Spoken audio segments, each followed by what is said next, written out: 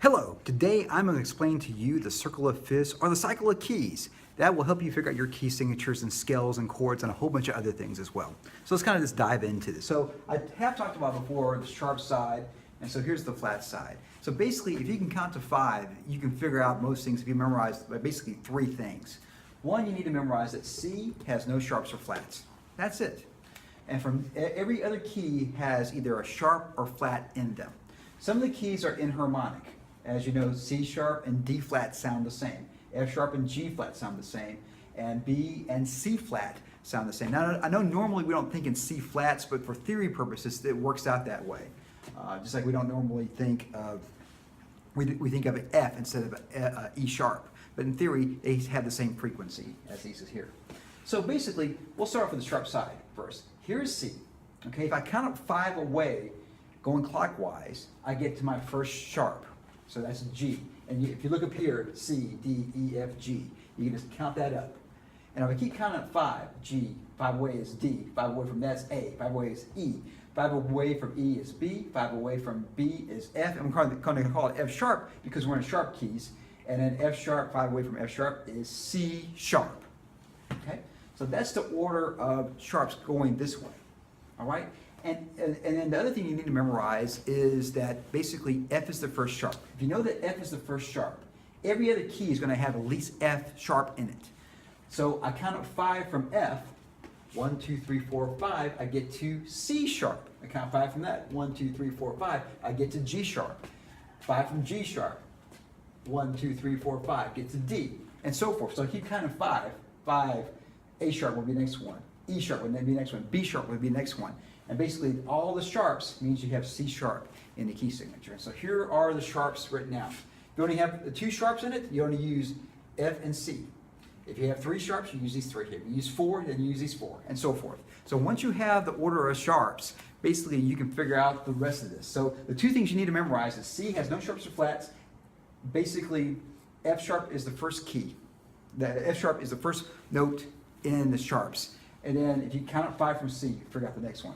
On the ladder of the flats, if you can count backwards, and we don't normally think backwards, but musicians have to think backwards and forwards basically a lot of the times. So with that being said, here is C.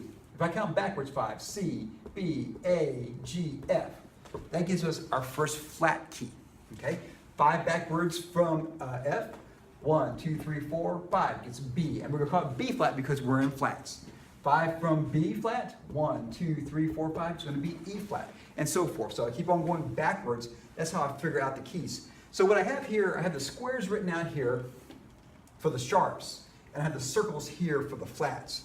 So I have 4 flats here.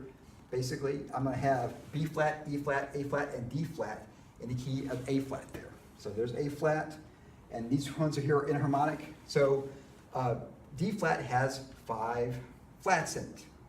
C sharp has 7 sharps. This is the only one, this is kind of nice here, you can check your work with this. F sharp has 6 sharps, and G flat has 6 flats.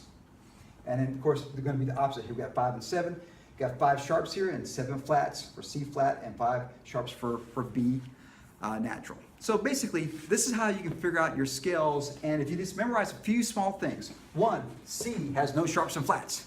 If you can count up 5, going clockwise, you can figure out the first sharp key signature. If you count 5 going backwards, you know your first flat key signature. And if you know the order, you have to memorize that F is the first sharp and B flat's the first flat, and then you count up 5, or you count backwards 5, and then you figure out the order of sharps or flats. So hopefully this helps out a little bit of figuring out your key signatures using the circle of fifths and basically the cycle of keys, if you want to call it that way. And this is really handy when you want to build scales and when you want to build chords and know more about music theory. As always, rock and roll. Of course, it does compute. If you like this type of content, please subscribe to my channel. That would totally compute. Computed, yeah, just like the circle of fifths. Ta-da! Yeah.